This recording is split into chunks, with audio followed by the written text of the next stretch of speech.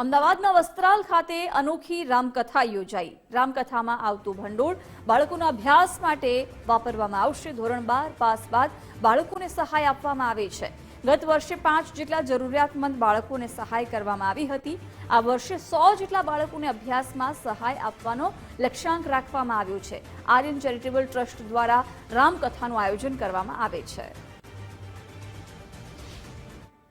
રામકથા અમે શ્રી રામની વતુના નામે આયોજન કર્યું।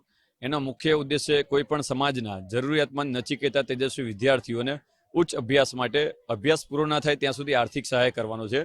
આ 9 દિવસીય રામકથાનું આયોજન કરવામાં આવ્યું છે। એમાં રોજના 5 થી 6 હજાર શ્રી રામ ભક્તો અહીંયા શ્રોતાગણ અહીંયા ઉપસ્થિત રહેતા હતા। ગત 2 વર્ષ પહેલા પણ અમે આ શ્રી રામકથાનું આયોજન કર્યું હતું, જેમાં 10 વિદ્યાર્થીઓને ભણી શકાય એટલી વ્યવસ્થા થઈ હતી।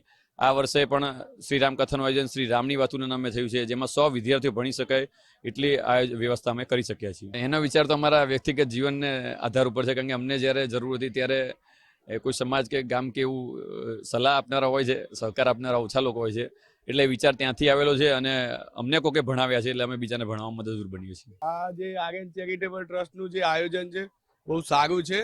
અમે રોજ કથા સાંભળીએ છીએ, એમાંથી ઘણી પ્રેરણા મળી છે અને એમનું જે આયોજન છે અને એમની જે ઉદારતા છે એ બહુ સારી છે। એ જે ઉદ્દેશ લઈને ચાલે છે એ બી બહુ સારો છે। આના કારણે દરેક સમાજમાં નાના મોટા વર્ગના કોઈ બી વ્યક્તિને નચિકેતા તરીકે એને સહાય મળે એ બહુ મોટી વાત છે। તો એ જે સેવા કરે છે બહુ સારી છે અને આવી અદ્ભુત સેવા છે જે થવી જોઈએ।